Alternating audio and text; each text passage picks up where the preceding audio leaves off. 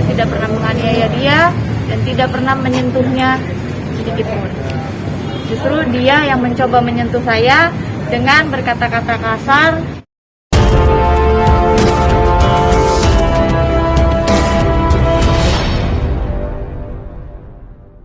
Lagi Ibu Medina Susani, yang dimana kemarin dari kaitannya dari laporan saya sebelumnya belum selesai, tapi kemarin adanya mediasi, tidak ada jalan keluar, melainkan menambah masalah baru. Kenapa saya buat laporan? Karena beliau buat laporan juga di Polres Jakarta Selatan, dugaan saya menganiaya. Setelah itu saya merasa saya tidak pernah menganiaya dia dan tidak pernah menyentuhnya sedikit pun. Justru dia yang mencoba menyentuh saya dengan berkata-kata kasar, sangat kasar sekali bahasanya. Dan itu tidak dilakukan satu kali, baik di chat, baik di ketemu langsung pada saat keributan ini. Setelah itu kami keluar, saya jalan dengan Bang Ramzi, saya juga diteriakin dengan bahasa dan kata-kata kasar di depan banyak orang. Oke, ini laporannya jadinya apa nih? Tentang apa nih? Ini laporan kita, pasalnya yang kita laporkan pasal 310, 311, pasal 335 dan pasal 220. 220 kaitannya adalah laporan palsu. Kita menduga sudah membuat laporan polisi ada informan saya menyatakan bahwa sudah buat laporan polisi di Polres Jakarta Selatan, jadi kita buat laporan ini untuk menindaklanjuti atas laporan polisi yang dia buat. Hanya laporan palsu. Ya, tadi yang saya sudah disampaikan Marisa, bahwa tadi perbuatan-perbuatan yang di awal disampaikan Marisa, saya lengkapi lagi, ada juga laporannya pasalnya 310, 311, 335, dan 220. Itu adalah fitnah, pencemaran nama baik yang dilakukan Mbak MZ, di mana kemarin ada proses mediasi, malah menggunakan kalimat-kalimat kasar dan seterusnya, bahkan mencoba untuk memprovokasi, bahkan Marisa tidak pernah menyentuhnya. Bahkan dia menyebarkan di Instagram bahwa katanya saya gebok dia. Saya tidak pernah menyentuhnya sama sekali. Maka dari itu saya datang kembali ke sini ke SPKT untuk membuat laporan kembali bahwa kita serahkan aja ke pihak kepolisian mana yang benar, mana yang salah, kan akan diketahui. Karena saya merasa saya tidak memukulnya, tidak menyentuhnya sama sekali. Bahkan dia yang mencoba untuk menyentuh badan saya, menendang saya. Saksinya ada, mungkin ada bukti-bukti yang lain. Dan dari hari itu, malamnya, setelahnya itu dia selalu melontarkan kata-kata yang tidak pantas, sangat tidak pantas. Yang dimana dia itu kan terlapor ya Bang.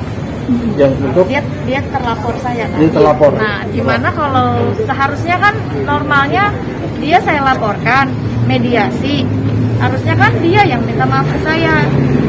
Bagaimana saya agar mencabut laporannya?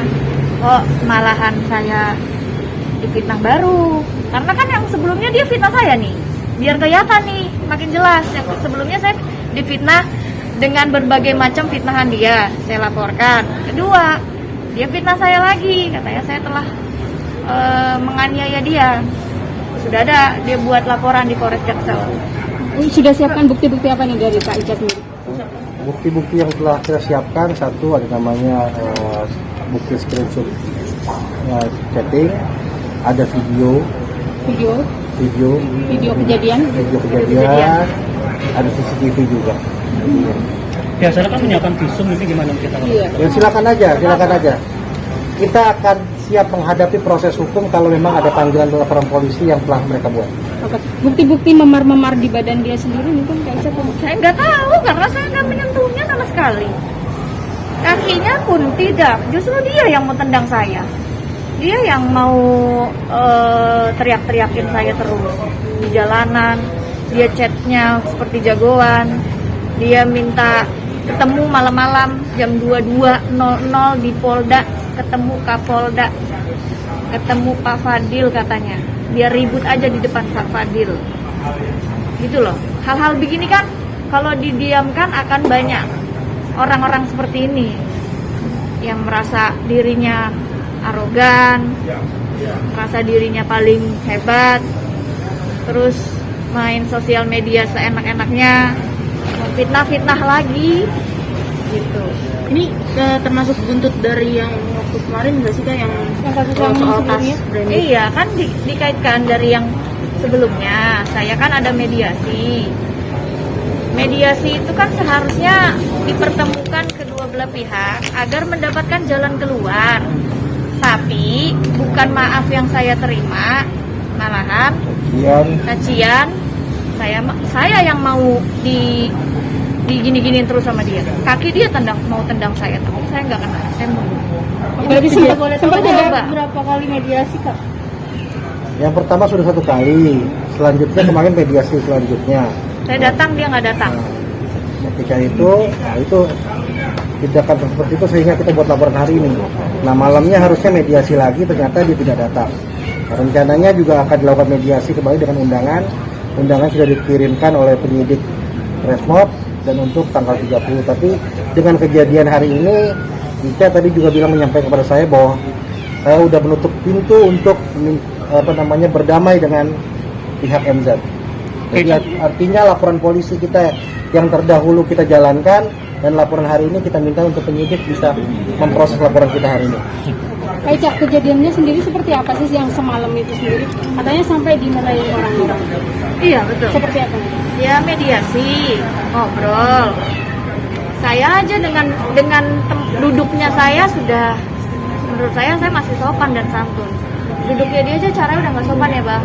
Cara mediasi loh, yang dimana dia pihak terlapor, ya kan? Nah, habis itu Bang Ramzi ngomong baik-baik, dia tetap bicara tidak sopan sambil vaping, sambil keluarin asap-asap banyak. Dimana dia bicara harusnya baik-baik dong sama saya, supaya gimana caranya ada jalan keluar, supaya secara kekeluargaan. Tapi ternyata malah dianya panas terus, sambil vaping, keluarin asap banyak. Apa? Ada bukti? Ini, moto terus gitu. Nah, dia melontarkan kata-kata yang tidak baik. Saya sempat samperin. Saya samperin tidak menyenggol dia sama sekali, karena kan duduk kami agak jauhan. Saya samperin gitu. Langsung dia mau tendang saya, bang gitu. Terus suaminya agak pisahin, pas ditendang nggak kena saya mundur-mundur terus. Kayaknya manusia normal lah, mau dipukulin ya saya mundur. Nah dia dipegangin sama lakinya. Kalau suaminya nggak pegangin mungkin udah saya dipukulin. Oke, Ica ini yang memposting foto itu bukan sih? Foto dia. Foto katanya sempat memposting foto di yang bikin dia nggak terima. Iya. Kak Ica memposting fotonya MZ. Banyak yang bertanya tentang updatean laporan saya. Saya memposting berita dari teman-teman media, saya posting laporan sudah sampai di mana? Sudah sampai di situ. Malah Saya mau posting foto dia sendiri. saya memposting teman-teman media beritanya sudah sampai di mana, kan pasti dong banyak yang nanya ke saya. Saya posting beritanya sudah sampai di sini. Yang statement Kak Ica sendiri yang bilang calon tersangka itu pihaknya dia. Setiap orang yang laporan itu kan pastinya jadi calon tersangka ya Jadi Bang? begini, saya jelaskan secara hukum ya. Jadi ketika laporan polisi dibuat, ada namanya proses penyelidikan. Ketika proses penyelidikan ditingkatkan statusnya menjadi penyidikan, artinya sudah ditemukan peristiwa pidana. Artinya polisi akan menentukan siapa tersangkanya. Artinya ketika kita melaporkan seseorang dan kita sebut namanya dengan jelas, artinya orang tersebut adalah calon tersangka. Itu yang maksud sampaikan Ica. Jadi apa yang disampaikan Ica menurut saya adalah hal yang lumrah, karena itu sudah naik penyidikan dan statusnya seperti itu. Berarti secara nggak langsung bakal ada penahanan untuk ini nanti. Ya, itu kan kewenangan penyidik, kita nggak bisa jawab. Artinya laporan polisi kita berharap bisa diproses hukum dengan baik. Kak Ica, tapi menanggapi akhirnya Medina tidak ada berniat baik ataupun ini, sebenarnya Kak Ica di sini menyikapinya gimana? Menyikapinya ya amat sangat disayangkan ya. Yang seharusnya dia lebih berbaik-baik gitu ke saya, kok malah jadi seperti ini gitu. Saya jadi bingung, kaget loh. Kan harusnya dia yang minta maaf ke saya. Oh dia malah serang saya, justru dia malah fitnah saya yang baru, katanya saya bahasanya gebok ya, maksudnya saya menganiaya dia.